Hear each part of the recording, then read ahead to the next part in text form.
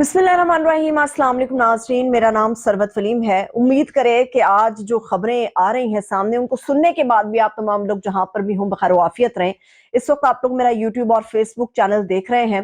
पाकिस्तान के अंदर हर आदमी इंतजार कर रहा था, हर शख्स इंतजार कर रहा था, हर कौम का हर फर्द इंतजार कर रहा था कि 8 फरवरी को इलेक्शन होने के बाद कौन सी हुकूमत मुंतखब हुई थी।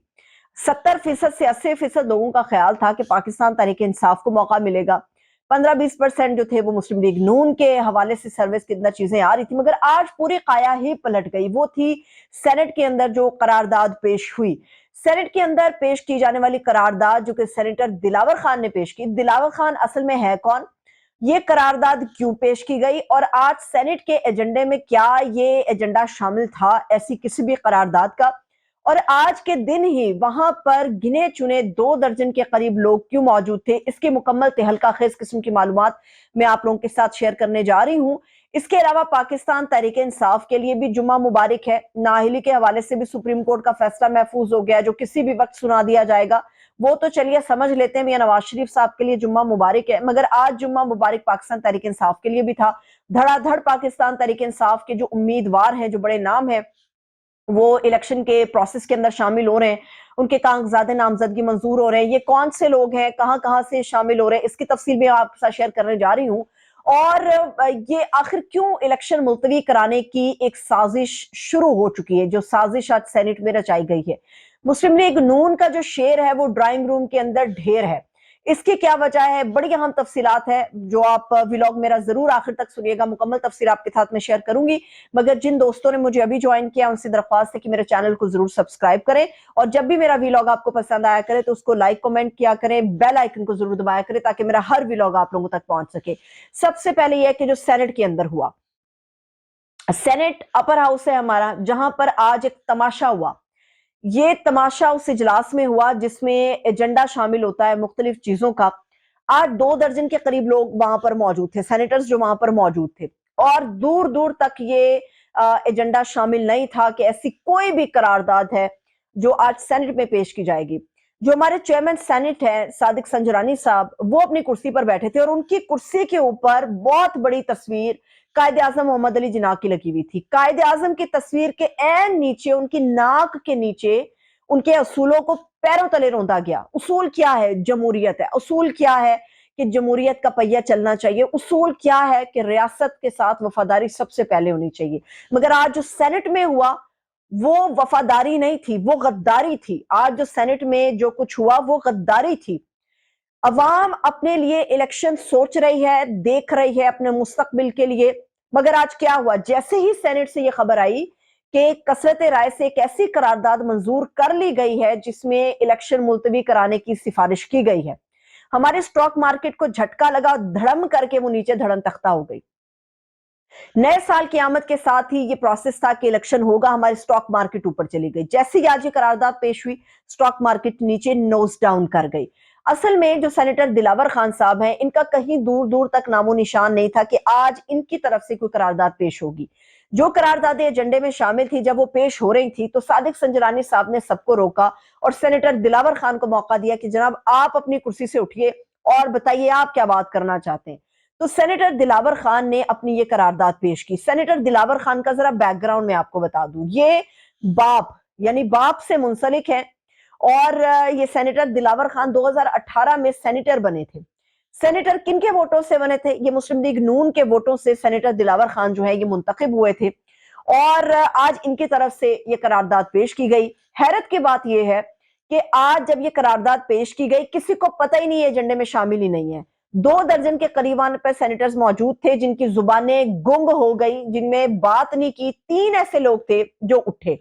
अब मुझे नहीं पता कि इसमें किसकी ख्वाहिश शामिल है। कहने को तो ये मुस्लिम लीग नून की भी ख्वाहिश हो सकती है, कहने को ये किसी और इदारे की भी ख्वाहिश हो सकती है, मगर ये पीटीआई की ख्वाहिश नहीं हो सकती। एक ऐसी जमात जिसका लीडर जेल में है, एक ऐसी जमात जो कि जेर एताब है, एक ऐसी जमात जिसको 10 करोड़ से ज्यादा आवाम की हिमायत हासिल है वोटों की हैसियत से, एक ऐसी जमात जिसके उम्मीदवारों को गिरफ्तार किया जा रहा है, तशद्दुद किया जा रहा है, जबरी गुमशुदा किया जा रहा है, उनके कागजात मुस्तरद किए जा रहे हैं, फिर भी वो जमात ये बार बार मुतालबा कर रही है कि पाकिस्तान में इलेक्शन होना चाहिए। हमें आप जितना भी दबा लें, जितना भी रेजा रेजा कर लें, इलेक्शन का हम बाइकआउट नहीं करेंगे।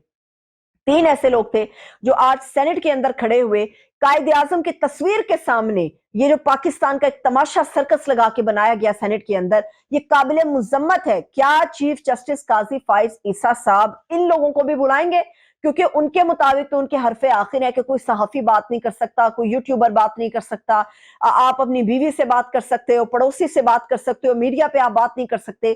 مگر جو آج کچھ میڈیا پہ جو تماشا لگا سینٹ کا، اس کے حوالے سے کیا قاضی فائز عیسیٰ صاحب بلائیں گے ان لوگوں کو کہ کس حیثیت میں آپ اس قسم کی قراردادیں پیش کر رہے ہیں، پھر ان کو منظور بھی کر رہے ہیں؟ جو سینیٹرز، وہ مختلف جماعتوں کے سینیٹرز آج گونگے بنے رہے، بہرے بنے رہے، اور انہوں نے مذمت نہیں کی اور انہوں نے مخالفت نہیں کیا سینٹ ہاؤس کے اندر بیٹھ کے، تو کیا کل کو وہ جمہوری عمل کا حصہ بن سکیں گے؟ کیا وہ عوام کو جواب دہ ہو سکیں گے؟ کیا ان کی پارٹیاں الیکشن کے پروسیس میں آ سکیں گی؟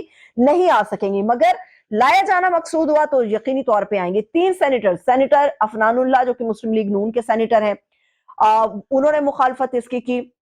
پاکستان تحریک انصاف کے جو سینیٹر ہیں انہوں نے اس کی مخالفت کی۔ گردیپ سنگھ صاحب جو ہیں انہوں نے مخالفت کی۔ پاکستان پیپلز پارٹی کے سینیٹر ہیں بحرمند تنگی صاحب، انہوں نے اس چیز کی مخالفت کی۔ گو کہ آوازیں دبی تھی مگر چلیے مخالفت کی، حالانکہ آواز تو گونج کے جانی چاہیے تھی کہ یہ پروسیس اب آگے بڑھنا چاہیے۔ مگر حیرت کی بات ہے کہ ایسی قرارداد آخر پیش کرنے کیوں دی گئی جب اس کے اوپر ایک لائن کھینچ دی گئی ہے کہ 8 فروری کو الیکشن ہونا ہی ہونا ہے۔ اب الیکشن کمیشن کی طرف سے بھی تازہ اس کے اوپر ایک گفتگو آئی ہے سامنے۔ الیکشن کمیشن نے ایک تو سپریم کورٹ پاکستان سے رجوع کر لیا ہے، دوسری بات یہ ہے کہ الیکشن کمیشن کا کہنا ہے کہ یہ اس قسم کی جو چیزیں ہیں وہ سینٹ میں چاہے کہیں بھی بات بھی ہو یا پاس بھی کر لی جائیں، اس قسم کی قراردادیں 8 فروری کو پاکستان کے اندر الیکشن ہوگا۔ بات یہ ہے کہ جب 8 فروری کو الیکشن ہوگا تو اس قسم کے جو ہمارے اپر ہاؤسز ہیں، جو ہمارے عوام کی نمائندہ ہاؤسز ہیں، وہاں پر ایسی قراردادیں پیش کیوں ہو رہی ہیں؟ اگر یہ صرف کسی کی خواہش ہے تو خواہشات کو پاکستان جیسے ملک میں عملی جامہ پہنانے میں زیادہ وقت نہیں لگتا، زیادہ دیر نہیں ہوتی۔ پاکستان میں ایسی خواہشیں پنپتی ہیں اور ان خواہشوں کو پھر عملی جامہ پہنایا جاتا ہے۔ یہ اس کا آغاز ہے۔ یہ جو اعتزاز احسن صاحب بھی چند روز پہلے کہہ رہے تھے کہ امیدوار اپنے حلقوں میں پیسے نہ خرچ کرے کیونکہ پاکستان کے اندر الیکشن نہیں ہو رہا، یہ تو صاف نظر آ رہا تھا۔ مسلم لیگ نون کا جو شیر ہے وہ ڈرائنگ روم کے اندر ڈھیر ہے، وہ باہر نہیں آ پا رہا، اس لیے نہیں آ پا رہا، عوام کے موڈ کا پتہ ہے، اس لیے نہیں آ پا رہا، ان کے پاس کوئی بیانیہ نہیں۔ اب وہ جو تازہ بیانیہ لے کر آئے ہیں وہ بھی میں آپ کے ساتھ شیئر کرنے والی ہوں، اور سلام ہے جماعت اسلامی کو، سلام ہے جماعت اسلامی کے سینیٹر مشتاق صاحب کو۔ سینیٹر مشتاق صاحب فوری طور پہ اس قرارداد کی مخالفت میں ایک اور قرارداد لے کر آئے اور انہوں نے کہا کہ اس قرارداد کی مخالفت کی اور اس کو منسوخ کیا جائے۔ پاکستان کے اندر جو ہے وہ الیکشن ہونا چاہیے، چاہے کسی بھی شکل کا ہو، 8 فروری کو پاکستان کا الیکشن ہونا چاہیے تاکہ یہ جمہوریت کا پروسیس ہے، یہ جمہوری عمل ہے، اس کو آگے بڑھنے دینا چاہیے۔ اب آ جاتے ہیں اس چیز کے اوپر کہ پاکستان تحریک انصاف کے لیے اس قدر نرمی کیوں ہے۔ پہلے اس قدر سختی تھی کہ پی ٹی آئی کا ہر بندہ اٹھا کے رگڑ دیا گیا، اس کو پھینک دیا گیا، الیکشن کے پروسیس سے دور کر دیا گیا۔ اب پی ٹی آئی پہ یہ مہربانیاں کیوں ہو رہی ہیں؟ یہ مہربانیاں نہیں ہو رہی، یہ اصل میں ان کا حق ہے کہ ان کو الیکشن کے پروسیس میں آنے دیا جا رہا ہے۔ جو لوگ جن کے کاغذات نامزدگی منظور ہوئے ہیں اس میں اسلام آباد کے تینوں حلقوں سے شعیب شاہین صاحب ہیں، بیرسٹر ہیں، ماہر قانون ہیں، عمران خان صاحب کے بہت قریبی ہیں، لیگل ٹیم کا حصہ ہیں، وہ تینوں حلقوں سے ان کے کاغذات منظور ہو گئے ہیں۔ نیاز اللہ نیازی صاحب ہیں، ان کے کاغذات بھی اسلام آباد کے حلقے سے منظور ہو گئے ہیں۔ سابق ایم پی ہیں پاکستان تحریک انصاف کے میجر لطاسب ستی صاحب، ان کے بھی کاغذات منظور ہو گئے ہیں۔ کاغذات کی جو اپیلیں منظور ہوئی ہیں پی ٹی آئی کے حوالے سے، اٹک کا قومی حلقہ نیشنل اسمبلی کا حلقہ ہے جہاں سے زلفی بخاری کے کاغذات اپیل منظور ہوئی ہے۔ عمر تنویر بٹ ہیں جو کہ پی پی 15 سے کھڑے، ان کے منظور ہوئی ہے۔ مہرین آصف، قاضی اکبر، شہناز بیگم، ان لوگوں کے منظور ہو گئے ہیں۔ اب سوال یہ، اچھی بات ہے کہ یہ لوگ پروسیس میں آئے ہیں، اب سوال یہ ہے کہ یہ پروسیس اس طرح کیوں آگے بڑھ رہا ہے؟ پی ٹی آئی کے لیے نرمی کیوں اب نظر آ رہی ہے؟ پی ٹی آئی کے لیے ان کے موقف میں سختی کم ہمیں کیوں نظر آ رہی ہے؟ اس کی وجہ یہ ہے کہ یہ جو خواہش آج سامنے آئی ہے سینٹ کے اندر، اس کو عملی جامہ پہنایا جائے گا۔ پی ٹی آئی کے چاہے سارے لوگ بھی اس پروسیس میں شامل ہو جائیں تو اب زور لگایا جائے گا کہ 8 فروری کو پاکستان کے اندر الیکشن نہ ہو، اور الیکشن نہ ہوا تو ان لوگوں کے کاغذات منظور ہونے سے کوئی خاص فرق نہیں پڑے گا۔ پہلے الیکشن ہونے تھے، یہ لوگ پیچھے ہٹنے کے لیے تیار نہیں تھے، اب ان لوگوں کو نظر آ گیا کہ پی ٹی آئی تو پیچھے ہٹنے کے لیے تیار نہیں، ہار ماننے کے لیے تیار نہیں ہے، تو فیصلہ ہوا کہ یہ الیکشن کو ختم کر دیا جائے، کیونکہ پتہ ہے پاکستان کے اندر صاف شفاف الیکشن ہوا تو عمران خان اور اس کی پارٹی کو اقتدار میں آنے سے کوئی نہیں روک سکے گا۔ اور اگر غیر شفاف اور دھاندلا کروا کے الیکشن کرایا گیا تو سب کو پتا ہے کہ پاکستان تحریک انصاف اکثریت کی جماعت ہے، اس کو اقلیت میں تبدیل کر دیا جائے گا، اور جو اقلیت کی جماعتیں ہیں نون لیگ اور پیپلز پارٹی، ان کو بھانمتی کا کنبہ بنا کر تو یہاں پہ ہمارے سروں پہ مسلط کر دیا جائے گا۔ یہ ساری تھی کہ پی ٹی آئی کے حوالے سے اب نائلی کیس کا جو فیصلہ محفوظ ہوا ہے اس کے اوپر میں زیادہ گفتگو اس لیے نہیں کروں گی کیونکہ فیصلہ بھی اس کا محفوظ ہو گیا ہے، مگر محفوظ شدہ فیصلہ سامنے کیا آئے گا یہ ہم سب جانتے ہیں۔ اب ایک اور بڑی اہم چیز جو آپ لوگوں کو بتانی ہے وہ یہ اہم چیز ہے کہ لوگوں کے اندر تشویش ہے کہ آخر میاں نواز شریف صاحب جو ہیں وہ پبلک میں کیوں نہیں آ رہے۔ وہ پبلک میں اس لیے نہیں آ رہے کیونکہ وہ اپنے ڈرائنگ روم میں بیٹھے ہوئے ہیں اور ڈرائنگ روم کے صوفے پہ بیٹھ کے وہ پریشانی کے عالم میں مبتلا ہیں، اور کیونکہ وہ سمجھتے ہیں کہ وہ ڈرائنگ روم میں بیٹھ کے الیکشن جیتیں گے، لیکن یہ پریشر کہیں نہ کہیں عوام کی طرف سے آتا ہے، یہ پریشر ان کے اپنی پارٹی کی طرف سے آتا ہے۔ جب تک آپ پبلک کے درمیان نہیں جائیں گے، اپنی کمپین شروع نہیں کریں گے، تو یہ کیسے ممکن ہوگا کہ آپ ڈرائنگ روم کی سیاست کر کے پاکستان کی جو 25 کروڑ عوام ہے اس کے سروں پر مسلط ہو جائیں؟ یہ نہیں ہو سکتا۔ نواز شریف صاحب کا پاس نہ بیانیہ ہے نہ حوصلہ ہے کہ وہ عوام کے درمیان آئے، کیونکہ بیچنے کے لیے سودا نہیں ہے۔ مگر دیکھیے خدا کی قدرت ہے کہ راجہ ریاض جیسا آدمی جو خود ایک لوٹا ہے، راجہ ریاض جیسا آدمی یہ بات کر رہا ہے کہ ہم اپنی الیکشن مہم چلا کے ختم بھی کر چکے اور پی ٹی آئی والوں کو اپنے حلقے نہیں مل رہے۔ آپ نے الیکشن مہم چلائی کہاں سے؟ آپ تو تھپکی لے کر آئے ہیں کہ جناب آپ کو جتوا ہی دینا ہے۔ آپ کون سی الیکشن مہم کی بات کرتے ہیں؟ اگر جگرا ہے، اگر اتنا حوصلہ ہے تو پبلک کے درمیان نکلے۔ پبلک آپ کے ساتھ وہی حال کرے گی جو جاوید لطیف کے ساتھ کیا، ڈنڈور سوٹوں کے ساتھ۔ یہ مت کہیں کہ الیکشن کے پروسیس کے اندر آپ جو ہے وہ اپنی الیکشن مہم جو ہے وہ ختم کر چکے ہیں، شروع کر بھی لی، ختم بھی کر لی اور جیت بھی گئے آپ لوگ۔